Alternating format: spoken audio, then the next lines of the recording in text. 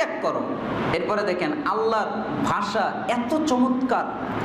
এরপরে ভয় দেখাচ্ছেন।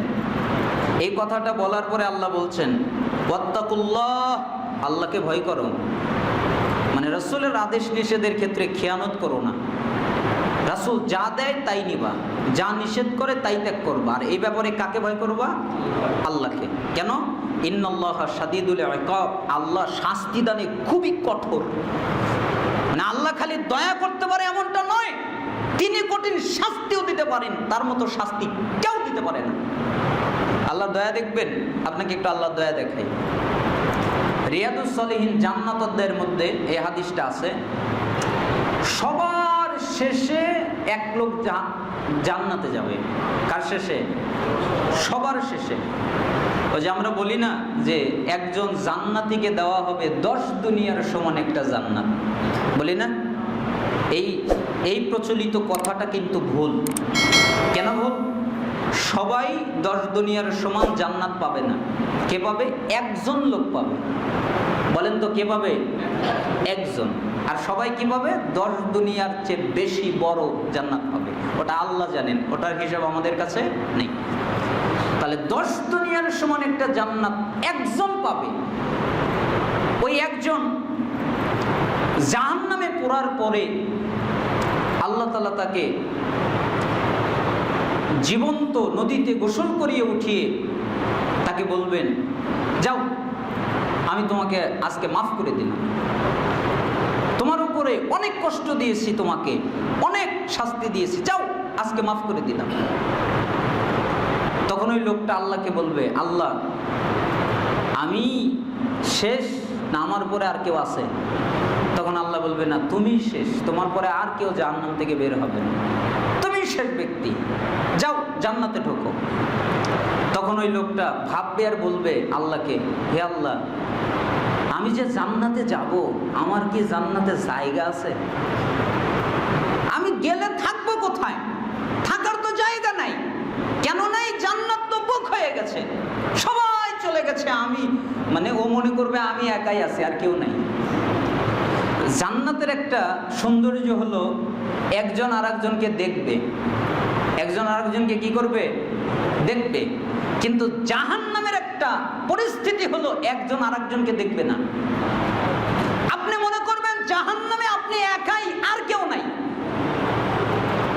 যদি আপনাকে জেলখানায় কয়েদ করা হয়, আপনাকে বেতন দেওয়া হয়, বাড়ি দেওয়া হয়, আঘাত করা হয়, আপনার একটু ভালো লাগে। কেন?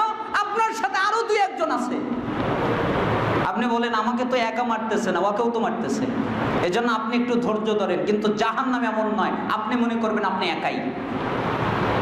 আর আপনি মনে করিয়েন না যে আপনার এই শরীর এই 3.5 হাত বডি এরকমই থাকবে, না, আপনার একটা দাঁত হবে উহুদ পাহাড়ের সমান, আপনার চামড়া হবে 42 গজ মোটা। আপনাকে আমি বুঝাতে পারবো না যে আল্লাহ আপনাকে কত বড় করে তৈরি করবেন শাস্তি দেওয়ার জন্য। আর কিরকম শাস্তি? ওই চামড়া সবচেয়ে কিন্তু কষ্ট লাগে চামড়ায়। কোথায় লাগে?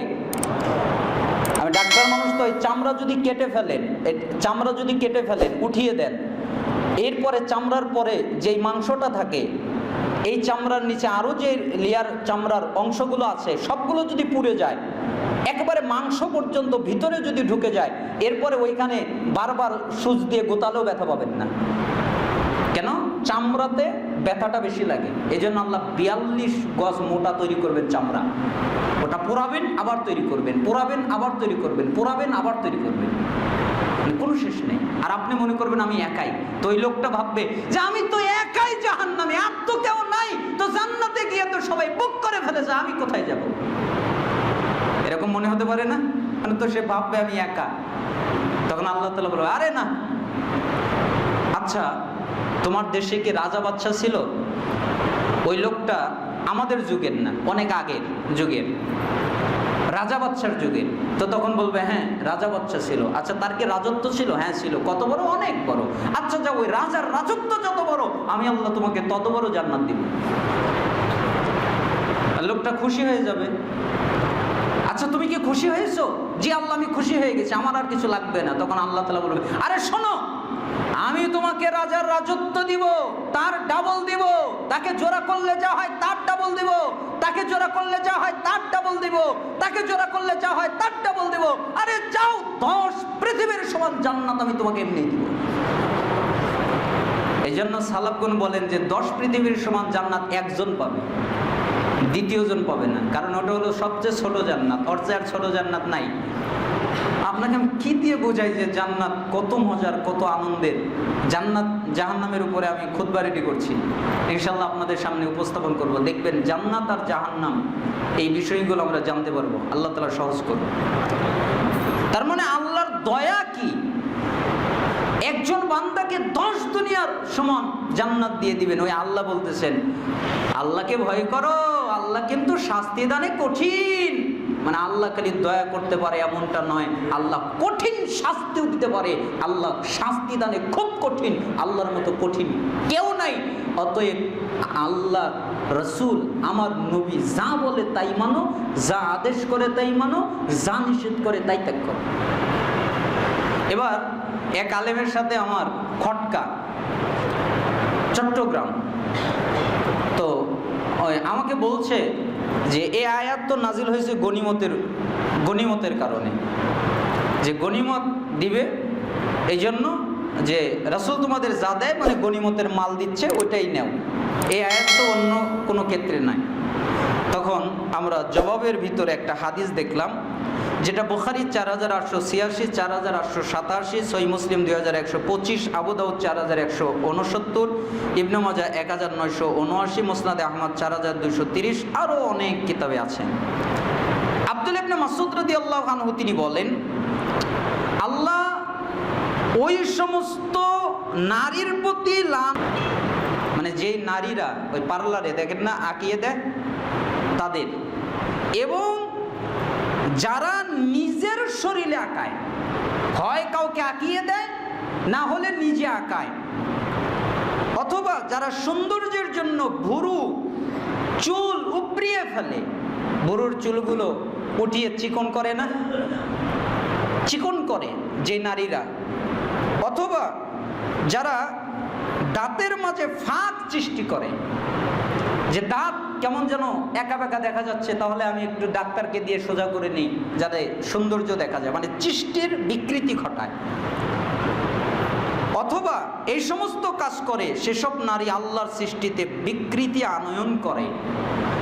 এরপর এই কথা যখন আব্দুল্লাহ ইবনে মাসউদ বললেন, তখন বানি আসাদ গোত্রের উম্মু ইয়াকুব নামের এক মহিলার কাছে এই সংবাদ পৌঁছে গেল। আর ওই মহিলাটা খুবই কোরআন সম্পর্কে জ্ঞানী ছিলেন, মানে কোরআন সম্পর্কে খুব জ্ঞানী, কিন্তু তার একটা দোষ ছিল। কি দোষ? সে উল্কি আঁকিয়ে দিত, এই জন্য তার গায়ে লেগে গেছে। বলে কি? আব্দুল্লাহ ইবনে মাসউদ বলে কি, একদম রাখতে রাখতে পর্দার সাথে চলে এসেছে, রাখতে রাখতে এসে বলছে, আপনি কি বলেছেন? আমি কি বলেছি? আপনি জুলুম করেছেন। আমি কি জুলুম করেছি? আপনি মিথ্যারোপ করেছেন। আমি কি মিথ্যারোপ করেছি? আপনি বলেছেন যে আল্লাহ বলেছে যে যারা উল্কি আঁকায়, এই কথা কোরআনের 2 ফটকের মাঝখানে কোনো জায়গায় নাই, মানে কোরআনে নাই। আপনি কেন বললেন আল্লাহ কথা বলেছে? তখন আব্দুল্লাহ ইবনে মাসউদ বললেন, তুমি কি পড়ো নাই? কি বলেছি? ওমা আতাকুম রাসূলু ফাখুযু ওমা নাহাকুম আনহু ফান্তাহু। রাসূল তোমাদের যা দেয় তা নেও, আর রাসূল তোমাদের যা নিষেধ করেন তা ত্যাগ করো। এটা কি তুমি পড়ো নাই? হ্যাঁ, আমি তো পড়েছি এটা। আরে তুমি যেহেতু এটা পড়েছো, তাহলে শোনো, তুমি ভালোভাবে পড়ো, ভালোভাবে দেখো। এরপর মহিলা গেল, ভালোভাবে ওই আয়াতটা দেখে আবার আসলো। এরপরে বলল যে আমি তো দেখার কিছুই পেলাম না। তখন তিনি বললেন, আরে তুমি কিছু পাও নাই মানে? ওই আয়াত অনুযায়ী আল্লাহর নবী বলেছেন যদি যারা এই সমস্ত কাজ করে, তারা অবশ্যই আল্লাহ তাদেরকে শাস্তি দেবেন এবং লানত করেন। কে বলেছেন? রাসূল বলেছেন। আর আব্দুল্লাহ ইবনে মাসউদ কি বললেন? আল্লাহর কিতাবে আছে। তার মানে আল্লাহর কিতাবে আছে মানে রাসূল বলেছেন, ওটাই আল্লাহর কিতাব। রাসূল বলেছেন মানে ওটা আল্লাহ বলেছেন। সূরা নিসার ৮০ নম্বর আয়াতে আছে না, যে রাসূল তোমাদের, মানে যে ব্যক্তি রাসূলকে মানলো ওই ব্যক্তি আল্লাহকে মানলো। রাসূলকে মানা মানে আল্লাহকে মানা, সে আল্লাহকে মেনে নিল। এরপরে ওই মহিলাটা বলল যে আপনার বউ তো এই কাজ করে। কে কাজ করে? আপনার বউ এই কাজ করে। আব্দুল্লাহ ইবনে মাসউদ তো রেগে গেলেন, বলো কি তুমি আমার বউ এই কাজ করে, তুমি ভালো করে দেখো। না না, আপনার বউ এই কাজ করে। মানে ওই মহিলা হয়তো শুনেছে কারো কাছে, তো ভালো করে তদন্ত করলো আব্দুল্লাহ ইবনে মাসউদ। তদন্ত করার পরে দেখে যে বউ এই কাজ করে নাই, মানে সে নিষ্পাপ, তার উপরে অপবাদ আরোপ করেছে। তখন আব্দুল্লাহ ইবনে মাসউদ বলতেছেন, আল্লাহর কসম, আমার বউ যদি এর সাথে যুক্ত থাকতো আমার স্ত্রী, তাহলে আমি স্ত্রীকে আমার কাছ থেকে বিচ্ছিন্ন করে দিতাম, আমার কাছে রাখতাম না, কোনোভাবেই রাখতাম না। কেন? সে আল্লাহর লানতকারীদের অন্তর্ভুক্ত, তার সাথে আমি সংসার করতাম না।